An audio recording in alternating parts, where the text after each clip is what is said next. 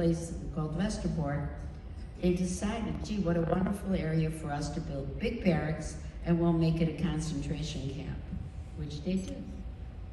And so we went on the train, and it was raining. It always used to rain a lot in Holland. And we had to get off about 10 kilometers before Westerbork, because the railroad tracks in 42 did not go as far as Westerbork, and we had to walk in the mud and the stuff, and the Germans with guns trained on us, and we went to the camp, to Westerbork. My father was separated from us. Men were in one barrack, women were in another barrack. And, you know, my parents were frightened. I was not, because my parents never made me feel frightened, which was a wonderful thing that they did. But my parents, you know, they were shell-shocked. You don't know what's going on. So was everybody else. You barely got any food. You didn't know what was going on. They had them do hard labor, stupid things like dragging rocks from one place to the other place and back. You know, I mean, idiotic things. And the barracks held a lot of people. And they had the triple bunks, they were double bunks and 3 high.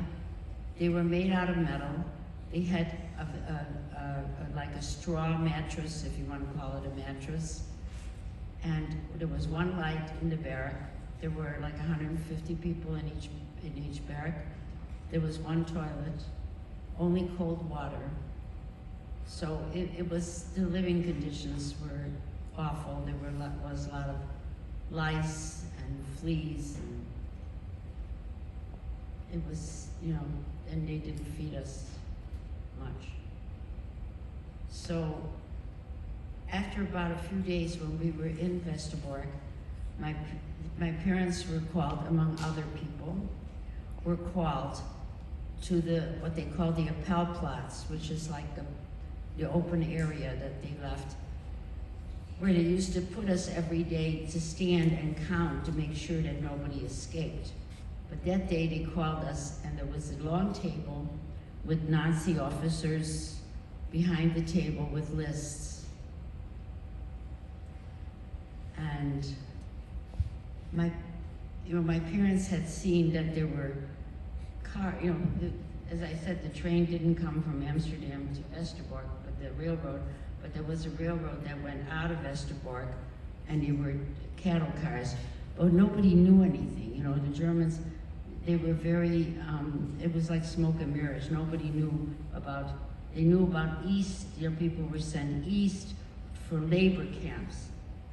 Little did they know that they were extermination camps. Nobody knew. And so people were standing in line. I'm standing with my mom, my dad, and we come up to the table, and one of the German officers, a young man, my mother recognized him.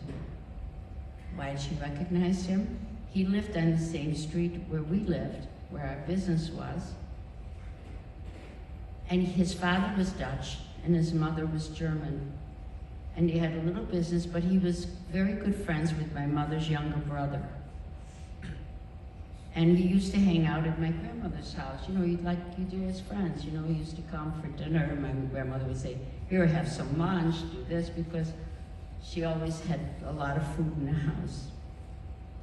So he was like a friend, but I guess when the Nazi, he decided that he was gonna be, for some reason, he probably thought he was gonna be important or impressive or wealthy or worldly, whatever he thought, he became part of the Nazis. And as a German, he could become part of the Gestapo.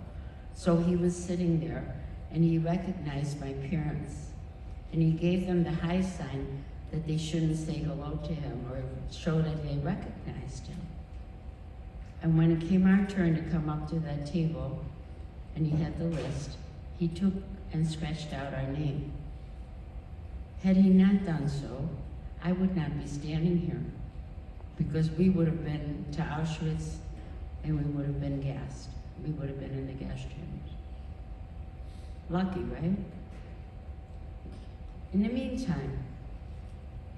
meantime, while we're in the camp, my mother's younger brother is walking down the street in Amsterdam, and my family was somewhat well known because